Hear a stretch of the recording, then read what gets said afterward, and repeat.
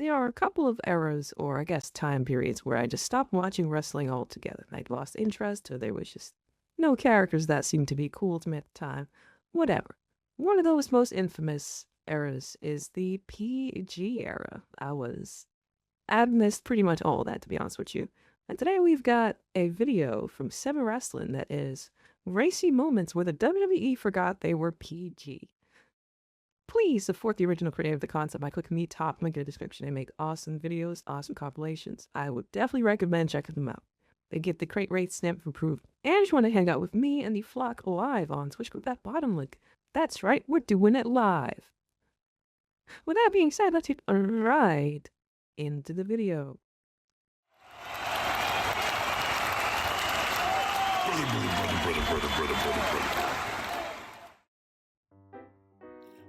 The Attitude and Ruthless Aggression eras, when WWE was less about pleasing sponsors and more about seeing just how many rules they could break on live TV. It was a glorious circus of chaos where Stone Cold Steve Austin was stunning everyone, The Rock was roasting jabronis with catchphrases that would probably trigger HR today, and chair shots were as common as headlocks. Storylines sometimes made zero sense, but who cared when someone was getting speared through a flaming table? It was loud, messy, occasionally problematic, and absolutely awesome. Like pro wrestling had chugged a gallon of Four Loko and decided that subtlety was for losers. When the PG era dawned in 2008, WWE swapped out its edgy, chaotic vibe for a shinier, family-friendly presentation, trading blood and beer baths for anti-bullying campaigns, and JBL is poopy. Now, SmackDown is still PG.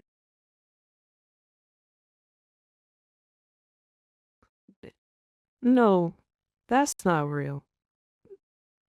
That's Photoshop. No, I refuse. I will stop this video right now and go find something else to do. I will now rebuke wrestling. Hey, congratulations, John Cena. You have ruined wrestling to me forever. Yeah, and it's probably Vince's fault. It's not even Cena, it's Vince. I'm done. I'm out. Go back. Now, SmackDown is still PG, but Raw is on Netflix and pay-per-views are there or on Peacock, so they can do whatever they want, but in order to keep the sponsors happy, they seem to be sticking to those PG guidelines. Mostly. Every now and then, WWE can't help but dip back into its raunchy past like a middle-aged dad rummaging through his old collection of Playboys. I'm Singer Siete for 7 Wrestling. Let's take a look at 7 more times the WWE forgot that they were PG. Now, before we get into this, we appreciate your support, so if you enjoy this video, please hit the like button, subscribe to the channel, and face that notification bell. Now. Also, do it now. I will literally break your knee if you do not subscribe. You go do it now. You makes good content. We've got merch. Show the world that you're a part of the brotherhood, even if you're a sister, with some of our snazzy apparel, stickers, and other stuff. Number 1, Beth, I Hear You Calling. During the WWE's Attitude and Ruthless Aggression eras, male on female violence was often a focal point of storylines. It was a time when shock value and edginess were prioritized, and the portrayal of women as vulnerable or exploited was very common. Male wrestlers striking women, whether in the form of finishers, slaps, or full-on beatdowns, was frequently used to elicit heat from the audience or to emphasize a character's ruthlessness. Memorable instances include Kane chokeslamming Trish Stratus, or Bubba Dudley powerbombing the 200-year-old Mae Young off of an entrance stage. And it wasn't just for the bad guys getting heat. Stone Cold Steve Austin, during his most popular era, would stun female characters without hesitation. However, as WWE transitioned into the PG era in 2008, the company made a conscious shift away from such controversial elements. Now, one significant change was the near-complete elimination of male wrestlers physically attacking female performers, a stance that aligned with broader societal changes regarding the portrayal of domestic and gender-based violence in media. Now, some can't-miss instances of this new policy include the Mixed Match Challenge Tag Team Tournament, where women could strike men, but men were never allowed to strike women, or the fact that male versus female matches were removed from WWE video games altogether. although that option has since been re-added in WWE 2K25. However, in very rare occasions, the WWE would allow male-on-female violence to help heat up a storyline. One such instance took Smoke. place on the March 2nd, 2000. Bro, she cannot believe what she just saw. That she just ruined her whole night, bro. This guy too underneath the belts. He like, yo, he's Joe. You could do that? Yeah. I ain't even peep this guy. He's like, yo, huh? They about to hop in the ring and beat bro ass. I'll get you slap. To help heat up a storyline. One such instance took place on the March 2nd, 2020 episode of Monday Night Raw, where Randy Orton was berating Beth Phoenix for allowing Edge to return to the ring. Now, she should have said he was only doing it to put over younger talent, although we know that's probably not true, but instead she thought a better course of action was to slap the Viper in the face. Phoenix would then kick Orton in the stomach, which I'm not sure what she was trying to accomplish there. Either way, she got an RKO for her troubles. Number 2, nightmare language. There's always someone in the comment section of these videos who are like, what are you complaining about? Those things are awesome. Well, who's complaining, brother? Attitude Era was of its time. At the same time Steve Austin was flipping the bird, we were being inundated with commercials for Girls Gone Wild and Jerry Springer Too Hot for TV. Not gonna lie, the Girls Gone Wild commercials might have been my awakening. Low key, and I'm like, damn, they having fun being promiscuous. Wow. Look at all that. Wow. You say you're a TV-14 show? Have at it. Do whatever you want within those boundaries. Those ratings shouldn't exist to be handcuffs for the creative team.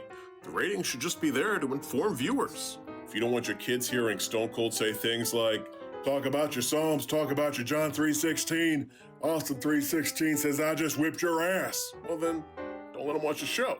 If you don't want your kids to see Sable parading around in a series of rubber bands, don't let them watch the show. If you don't want your kids to get kicked out of recess for pointing to their nether regions and exclaiming, suck it, then don't let them watch the show. If you're a parent and you're upset that your 6-year-old is watching content from a TV-14 show, that's on you. Personally, I like swearing on the show. Nothing takes me out of a moment more than when a tough guy says something like, I'm gonna kick your butt. But like with everything, it should be done in moderation to maximize its impact. Now, take The Rock for instance. When he flipped the switch in 2024 and became the final boss, his potty mouth got cranked up to 11. Just swearing left and right for the people's champ. However, this year he was definitely topped when he returned at the Elimination Chamber and made a bid for Cody Rhodes' soul like some kind of eyebrow-raising, trailblazing Rockastopheles. And what gets lost in the shocking moment of John Cena turning heel was Cody's response to The Rock. He said, I gave my soul to this ring and these people a long time ago. Hey Rock, go fudge yourself. Only he didn't say fudge. He said the word, the big one, the queen mother of dirty words, the F word. Well, hey, it's a premium live event. Technically, they can do whatever they want.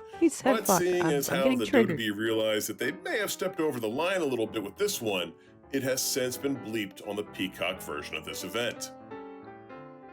Number 3, Dumb Done Dirty.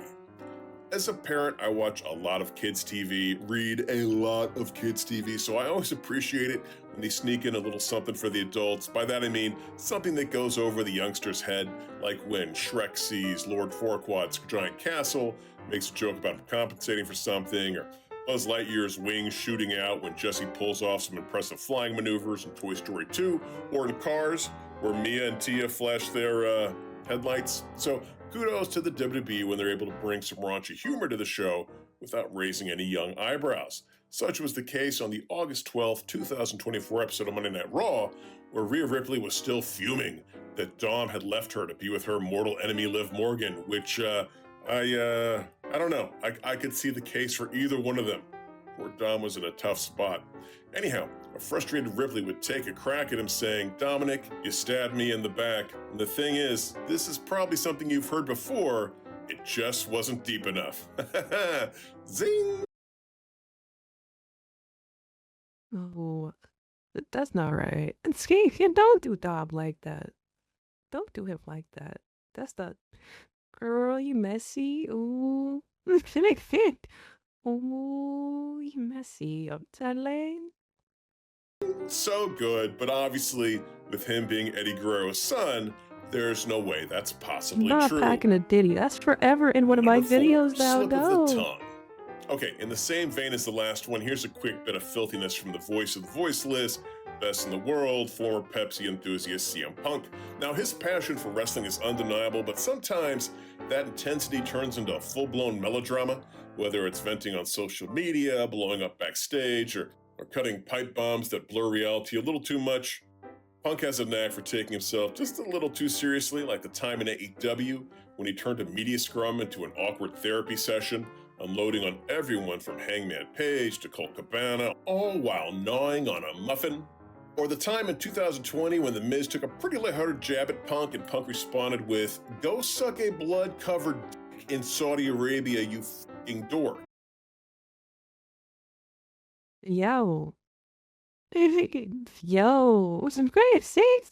Yo. You did. You can't say that. Yo. What are we doing, bro? He was just playing like this. Wow. That's the.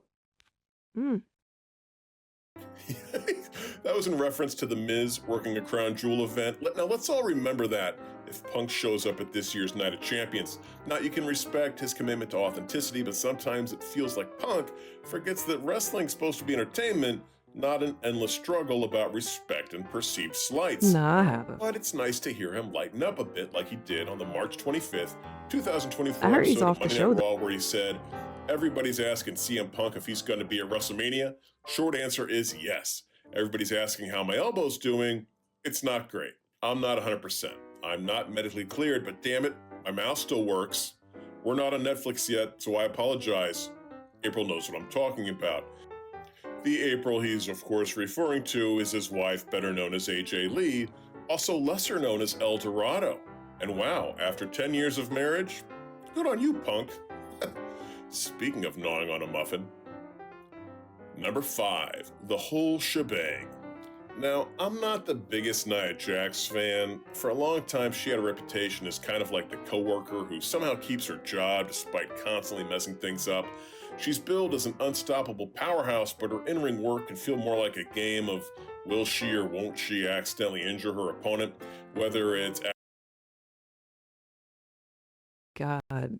Without the audio, that shit is still rough, man. That's crazy, dude.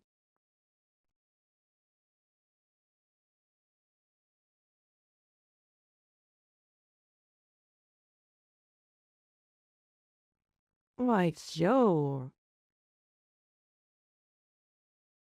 I think this is the clip we mentioned before where, like, she's legitimately yelling, "I'm not ready," before being fucking spiked at the fucking ring post like that.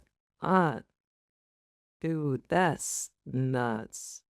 opponent, whether it's accidentally breaking Becky Lynch's face or dropping Charlotte on her head after a shoulder breaker, her moves are often unpredictable and cringe-inducing.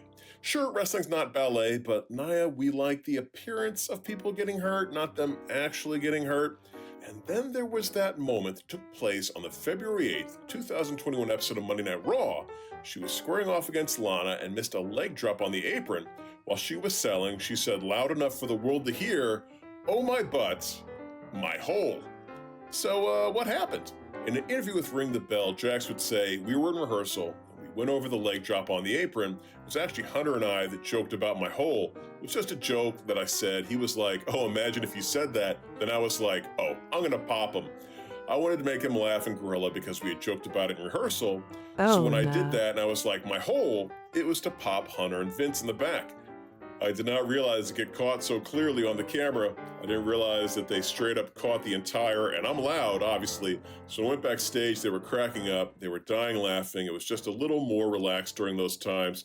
So they were laughing, then I go to my phone and everyone was like, why are you trending about your hole? I was like, oh my gosh, that was not supposed to happen at all. It was not supposed to go that far at all. Then they were like, let's make a shirt out of it. Let's continue this going. They actually have a shirt, a My Hole shirt they did. It went through all the steps to get approved because at the moment it was hot. I forget, it was stopped for some reason. I think someone was like, oh, we don't want to make her into a joke, but I would have ran with My Hole, 100%. All right, I take back everything I said earlier. That story actually makes me like Nia Jax a whole lot more. Number 6, rear view.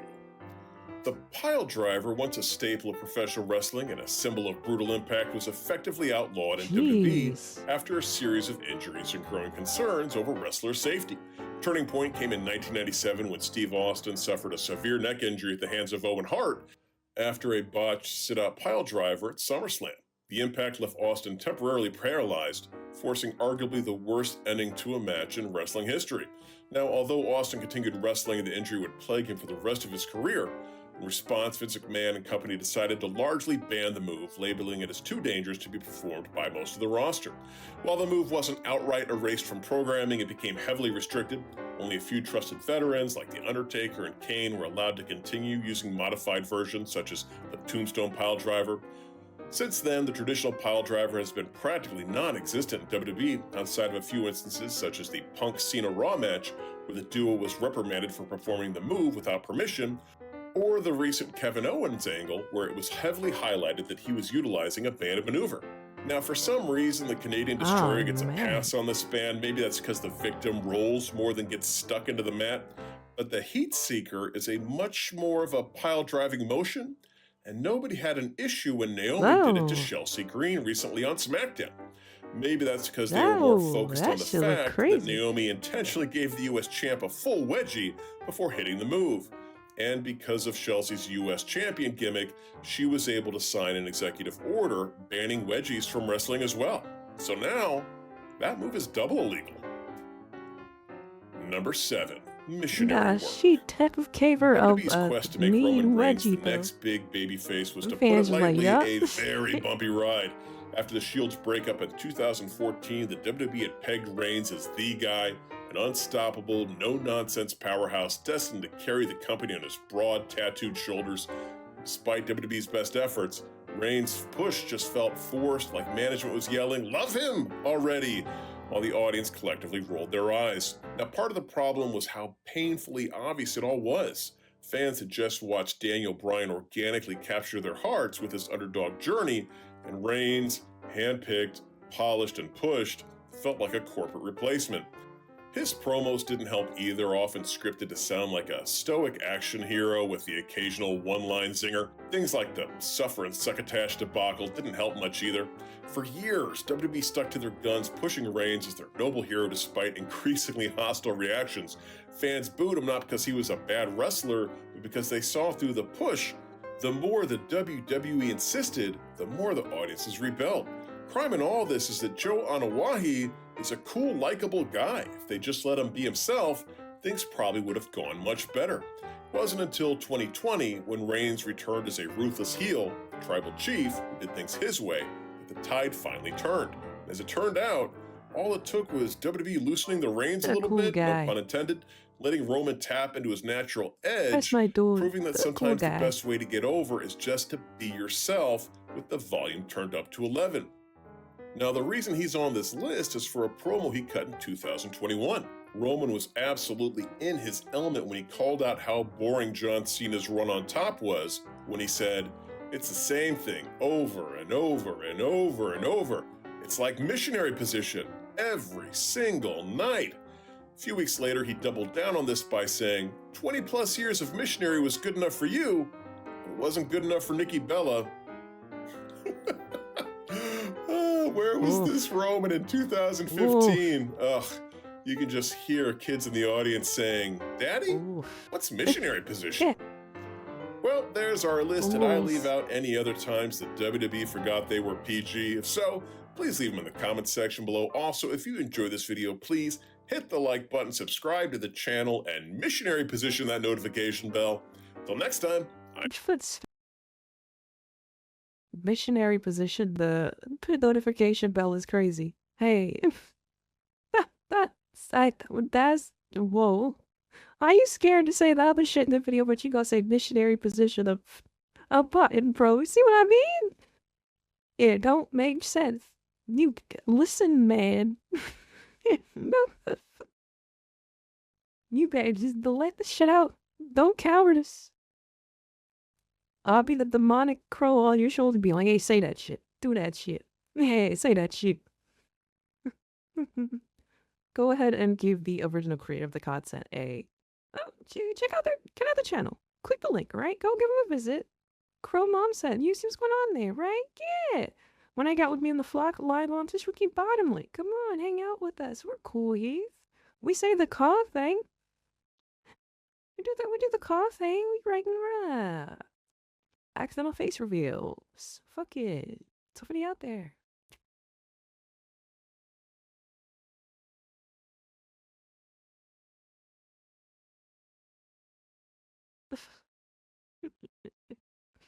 Thank you so much to those of you that have made it over to the Patreon. I appreciate you. I'm still hungry.